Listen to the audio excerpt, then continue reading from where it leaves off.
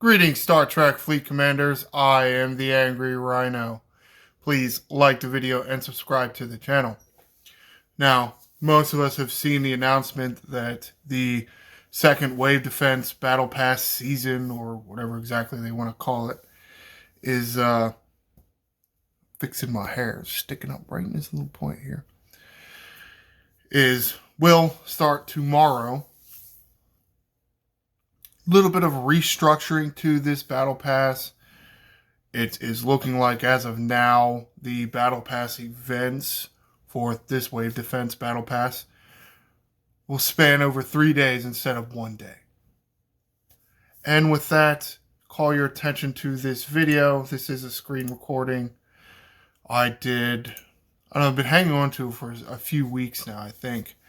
So try to give you a refresher, maybe strategy update, taking a look at some of the names in here, who is participating in this Wave Defense.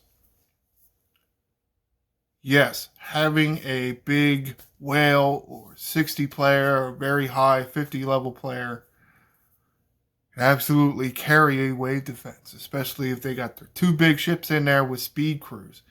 Can absolutely carry several smaller people, but it isn't necessary.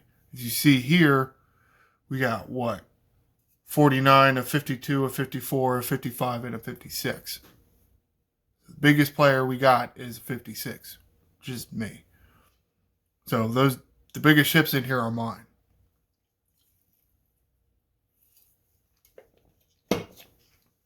Which aren't even that big. You can get these ships up much higher. What I really want to talk about, well, there was two things. What the hell was the one thing, and what was the other thing? Strategizing how to do this. Now, it does help that the 55 in here is Becca, and we typically do waves in the same room. So it's a lot easier to communicate with your team that way, especially if one of them sitting next to you. And we do have our little flip chart, so not only we kind of got it memorized where our hostiles are coming from, but we also have essentially flashcards for where these hostiles are coming from. It's very useful. Yes, it is kind of a pain in the ass to have like a study guide with a video game, but for some people it's what they're into, so it can make the experience more enjoyable. See here, waves 1 and wave 2, the hostiles coming from the same position. So you won't see me moving around too much yet, but you see me, I had my position that I wanted. I was already there by the time the wave started, and I killed my hostiles, at least the swarms up here, and then I moved over and helped with the faction hostiles. Faction hostiles come out, in a huge bunch, and some of these specialty ships come out in like 3s and 4s, if that. And now you can see, last kill of the wave. It's already sending my ships in position for the next wave. Noticed that, see here, I'm at the swarms. You think I was at more the northeast. Now I'm in the northwest. So 2 positions counterclockwise is how they're rotating after wave 2. Because remember, wave 1 and wave 2 are the same. Can help you there to know that where the hostiles are coming from. Now, some people like to stick to a certain zone. Like, say, some of the 60s in my alliance, they really like to cover this one side or that one side, which does make sense. It makes sense for them because they can kill anything that's in there. The rest of us can't. I mean, even I can't. I can't kill every single hostile that's in here, though I am somewhat close. But anybody lower than me that has maybe only 1 G5 rare or no G5 rares isn't going to be able to do that with all the hostiles. So the better strategy here for me, in my opinion, is to crew for specific hostiles. And therefore, you would need to know their position. Because if you're on one side of the map and all of a sudden the wave's starting and they're coming in from the other side of the map, then you've lost 20 seconds. You're already behind by 2 or 3 hostiles. It's not great if it's one of these big fraction clusters, right? So it can help you to set yourself up, I guess, may be the right way to say that.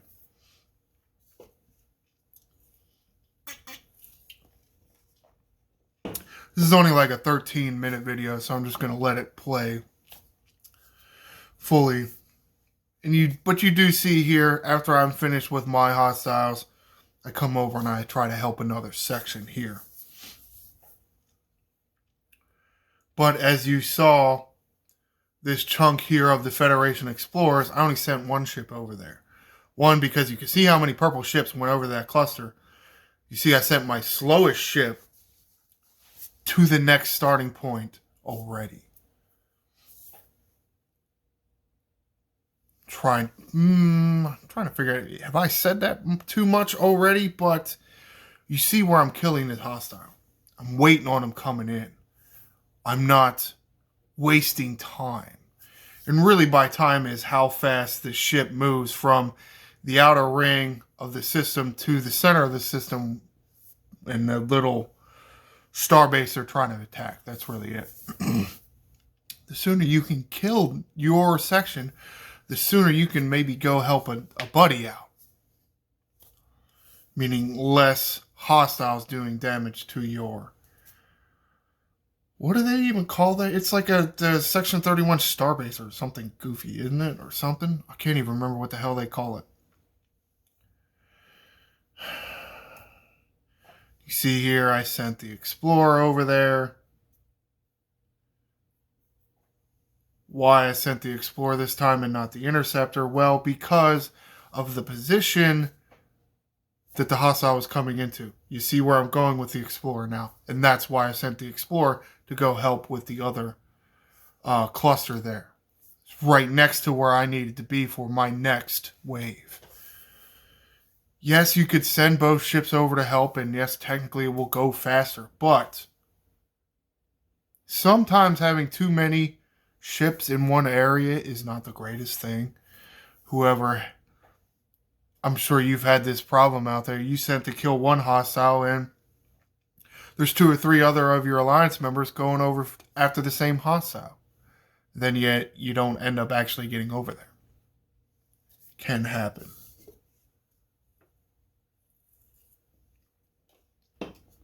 I think for the most part, the rest of these guys, they're moving around the map like I am.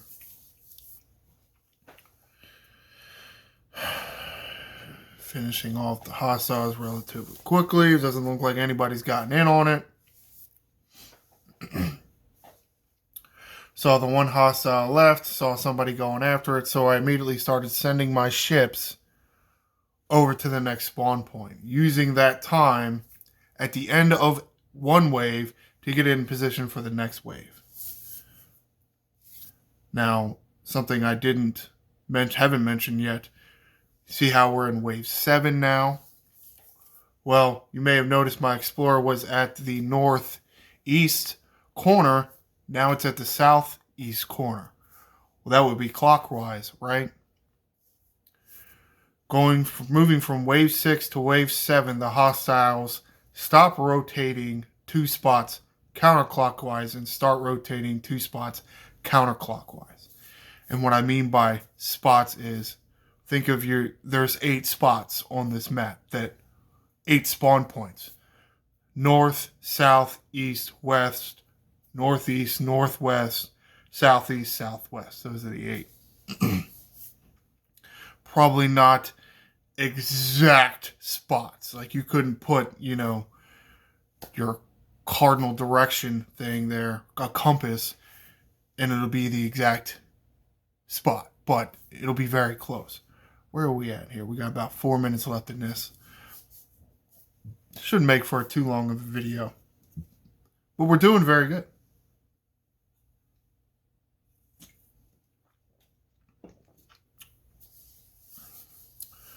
Now, as far as communication goes, best thing I can suggest is And we do have to kind of wait to see what kind of other updates there are going to be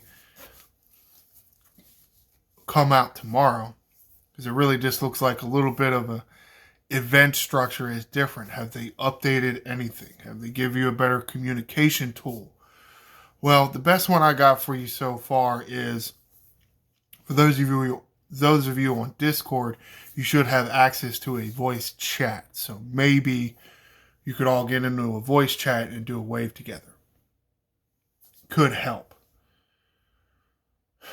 Would be nice. I mean, worked great in Xbox Live, with all the mics. Starting to get, our defenses are starting to waver a little bit here. Hostiles are getting closer. But we were able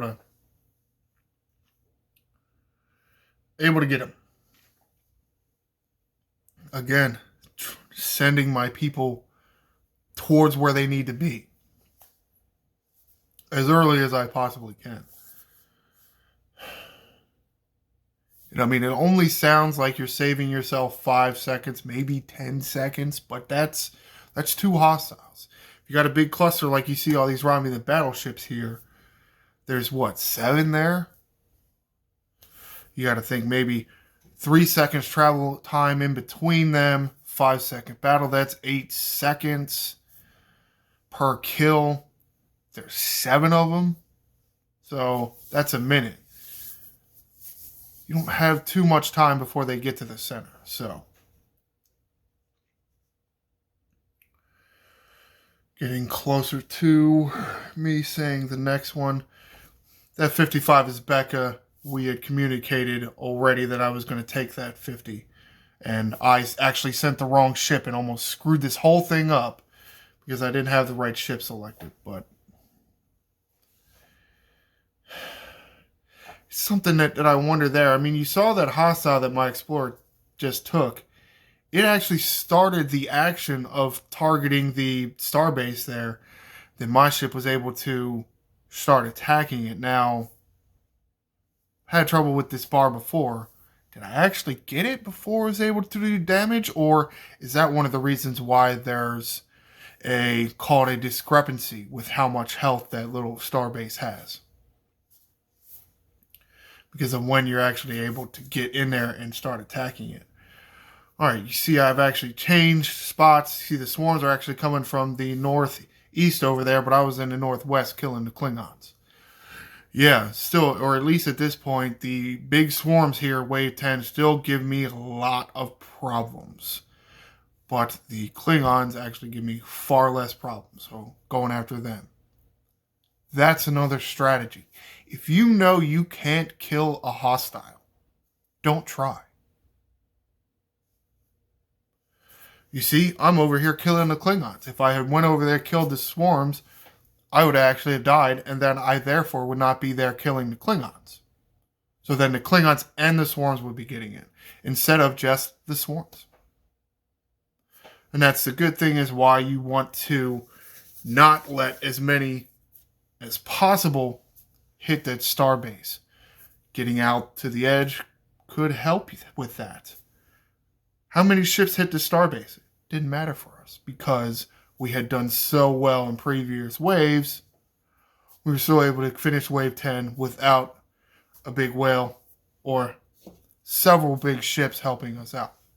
Unless you really count mine as big ships. Probably depends on you as a player. To some of you out there, my ships are huge. To some of you out there, my ships are teeny tiny.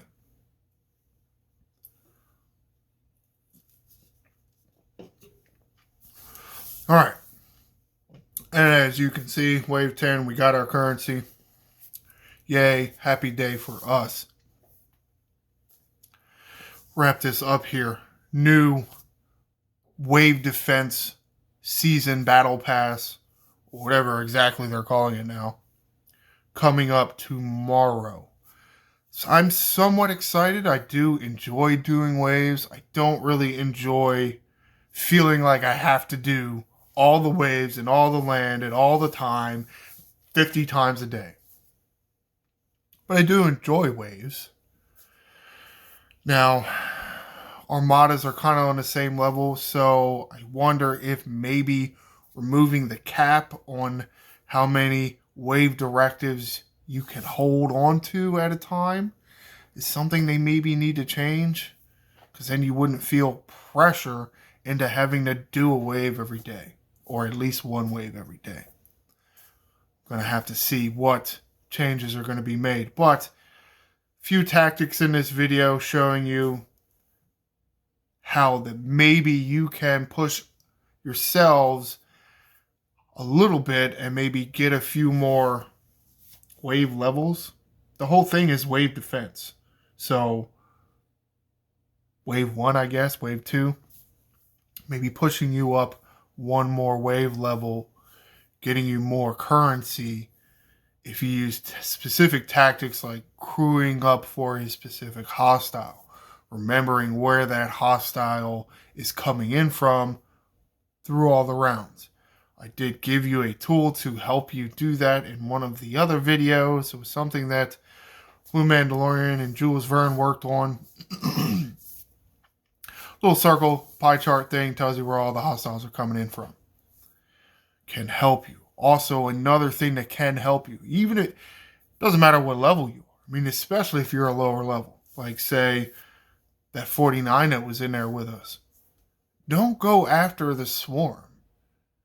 Go after what you can kill. Like if you can only kill the survey ships, then by all means do that. Because that is one less hostile potentially that I would have to kill. Therefore, I can go kill another hostile. If you go after a ship that you can't kill, you're just going to die. What good is that? You're not around to potentially kill another ship. Snag up a survey ship that got through. Because anybody can kill those.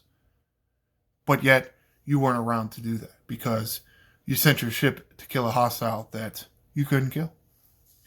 And I understand why. You don't want to feel like you're doing nothing. You're just along for the ride. You can't kill anything, so you're just sitting there. And it's like, well, I don't really like being that person that, what's the word? That can't do anything. I want to pull my own weight, I guess, is the right word for that, maybe.